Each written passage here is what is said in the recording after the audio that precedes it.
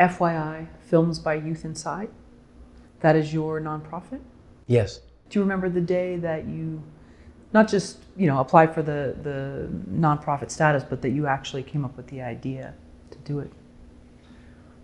Yeah, I wish I could say, yeah, I had this great idea to teach filmmaking to incarcerated youth, but it actually was a result of, as a consequence of my encounter with a group of community activists. When I did my first movie about the LA riots for Showtime, which investigated the civil unrest following the Rodney King verdict, we screened the film at First AME Church, and leaders from the Latino community, Korean American community, African American community, and also LAPD people were there to have a panel discussion.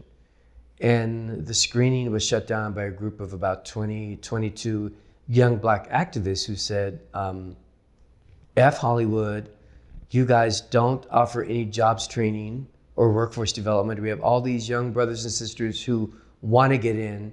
You just come in here and make your films and don't talk to us. What needs to happen for our people from our community to enter your industry? And they shut the screening down for 2 hours. Wow. And a lot of producers left. They said, you are discriminating against people of color and people from disadvantaged communities. This is BS. We want answers now. So it was good that the producers heard this. It was important. And finally, Reverend Cecil Murray said, let's show the film and let's talk more after. And I went up to these young activists and I said, hey, I don't think it's fair to depict all Hollywood filmmakers as uncaring. I'm interested in doing what I can. They said, well, prove it. And I said, well, how do you want me to prove it? And they said, go to Herman G. Stark, where they incarcerate the most violent youth offenders, and tell them about your journey. Tell them about what you do, that you went to USC, that you're a professional filmmaker. Be a role model to them. So 2 weeks later, I go to Herman G. Stark, and I'm given a Unisac, which is this round device. It looks like a pager. And they said, if you feel in danger, pull the pin, and within 10 seconds, the SWAT team will enter your room. And I'm thinking, oh my God, what did I get myself into?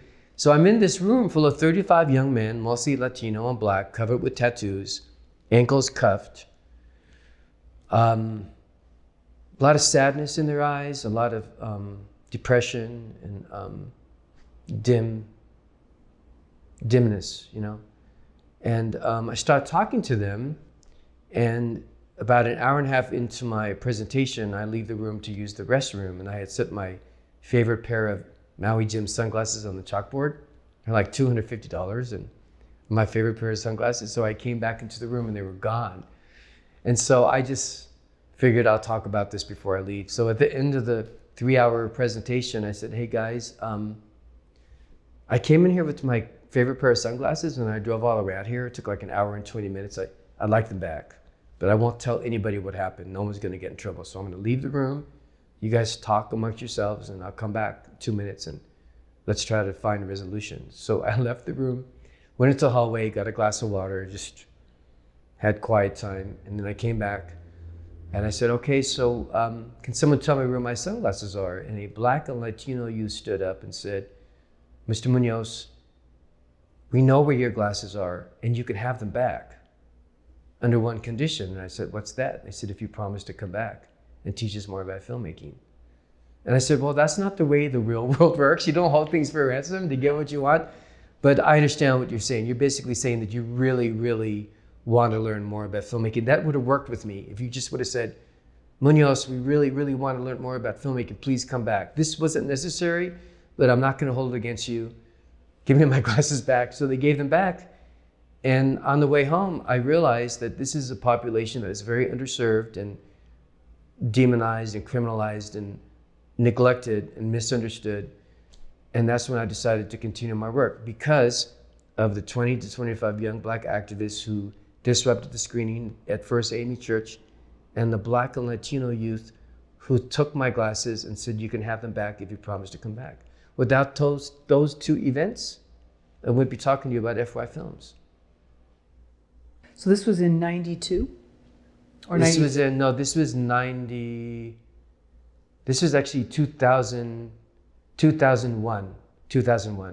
2001. The riots were in 1992, but the film came out years later. Okay. And so in 2001, then that's where it was showing at this church? Yes. Oh, interesting. Okay. But so, when people, that's why to me, like community activists and grassroots organizers, they're the ones that inspired me to do this. They led me to this place. I wish I could say, yeah, I had this great idea, but it just happened. I stumbled into it because of community activists. And I feel like the Black and Latino ward were also activists for their fellow students saying, we want more arts programming, because there was none going on at Herman G. Stark at that time. And so how were you able to get it approved to be able to go in there? Like, did you come up with did they say, okay, come up with sort of a curriculum if you want to come back? Okay. I had to create a curriculum, and I based it off of my first semester of USC Film School, but these youth are subliterate. They write and read at about the 5th or 6th grade level. So I realized I had to take a different approach to how I taught filmmaking. They're also bored with the stagnant grammar of mainstream cinema. They don't like the formality of it, and they really resent how people of color are misrepresented. They demand authenticity. So I had to come up with a curriculum that was commensurate with the academic capacities of this population, and then I had to do all these background checks, and then I did workshops for like another 3 years, and then decided to make it into a full-fledged nonprofit. And so, I have so many questions. What were some of the first things you either wanted to discuss? Let's say the first day of a program with new youth. These are all incarcerated youth, right? This Right. isn't, okay, so they're all incarcerated, and how long are most of their terms? Are they until they're adults, or? Yeah, well, it depends. So it usually in LA County probation, it ranges from 6 to 11 months. Oh, okay. And what we have to do when we pick the staff at the correctional facilities, help us identify and locate the right youth. Because if we have a youth, we have to make sure that they're going to be there for the whole 2 weeks while we make the film. And then the other thing I always talk to the leadership about at the correctional facilities is, I always say, don't send me all the good kids, the kids who are like straight A students and are doing well. Send me the bad kids, because they're the ones that benefit the most. And the first 2 days, it's usually rocky with the kids who are like, are more reckless and, the troubled kids, but they end up being the best students. So we not only want to impact the students who are behaving well while they're incarcerated, but the kids who society gives up on, because I don't think we should ever give up on people. That's interesting. Why do you think the quote unquote worst kids are the best students in the end? I think children and youth, even adults, act out more and act more recklessly when they don't feel loved.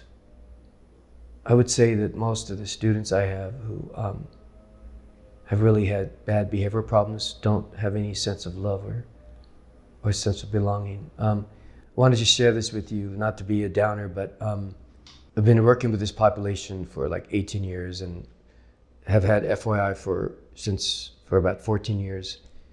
And in the last year and a half, we lost 3 alumni. We lost 3 students. One student ended his life by ODing because he had no hope. Another student ended his life on the day he turned 14 because he had no hope. And another student was deported to Guadalajara, Mexico. And I got really down about it. I'm thinking, why is this happening? Like, why did we lose 3 students in a matter of a year and a half? Like, what could we be doing better? Like, I started blaming myself, like I should have done more, So I found out about 2 of the students. I'm using fictionalized names because I can't use real names, Ricardo and Andrew. I was really upset about them. And then the student who got deported, I call him Jose, he called me, he found me on Facebook, and he called me on Facebook. And he said, this is in a moment when I reached the nadir of my despair, I was really upset about losing alumni. And he said, "Hey, Munoz, I'm calling you from Guadalajara, Mexico. My family got deported." I said, "I'm really sorry to hear that." He said, "No, but there's a good part of the story." I said, "What's that?" He said, "One of my best memories of being incarcerated at Camp Gonzales was taking your film class. I'm teaching filmmaking to incarcerated youth in Guadalajara." Oh, wow. That turned everything around for me. Because see, we learn that when we touch people's lives, that gives them the ability to touch other lives. So that lifted me. So one of my alumni lifted me out of my dark hole I fell into when I found out about students. So the last film we did, I talked about these 3 students to my last group of students, and they decided to dedicate this film to the 3 students we lost. It's in memory of them. And guess what the film is about? It's about vanishing. It's about people disappearing. So it's deep, but sometimes there's tragedy in life, and sometimes there's pain, and sometimes there's suffering, and you learn and you grow from those things. And although I will miss, Ricardo and Andrew, and I still am grieving them. I'm more inspired to work harder to help these young people get on a better path. And these people all had these things happen, the 2 that ended their lives after they got out of the camp? Yeah, years after, yeah. And the interesting story, the young man who was with us at Afterball, I was showing his film to the last group of students I had at Afterball last fall. And one of my students fell out of his chair and started screaming. I'm like, "What's wrong?" And he said, "The actor in the film, that's my cousin. I haven't seen him since he died." And I'm like, "What?" He said, "That's my cousin." And I said, "Okay, do I need to stop the film?" He said, "No, I'm so happy to see my cousin, happy. This means so much to me to see my cousin, that he did something, and he was a really good actor in this film. It was called Regret. It's about how we make decisions that we regret, but we learn from it." And so I ended up talking to the student's mother, who was the aunt of the young man who killed himself, and I let her know that her son really shined in this film. So the next week I went to the family's home and screened this film for them. They never knew that he was in a film class. They never knew he could act. And the screening became this moment of celebration because they were so proud of him for like learning all these lines and carrying the film. So this film ended up giving everyone in his circle of friends and family closure, and they loved the film. They didn't know he was in it? No. Wow. That's what I'm saying, all these moments that just kind of like, they're like these magical, like, it's almost like a higher hand is like orchestrating it. Yeah, it is. And I learned that, hey, from now on, when I screen films, I have to say, "Hey, we're screening a film from people who were here 2 years ago. If you know anyone, let me know if it's," because I don't, with traumatized individuals, you can't, one trigger will get them back on the path of trauma, or we cannot re-traumatize people who are traumatized. And I didn't know what was going on when this young man fell out of his chair and was screaming, but he was screaming with joy because he saw his cousin kicking ass as an actor and carrying this film and looking happy. And the film ended up becoming a healing element for the family. And they watched the film 4 or 5 times. And we ate dinner, and we held hands, and we prayed. And I just realized these films are not just important in terms of informing lawmakers when they come up with policy for use of disadvantaged communities, they also affect the individual filmmaker and their families.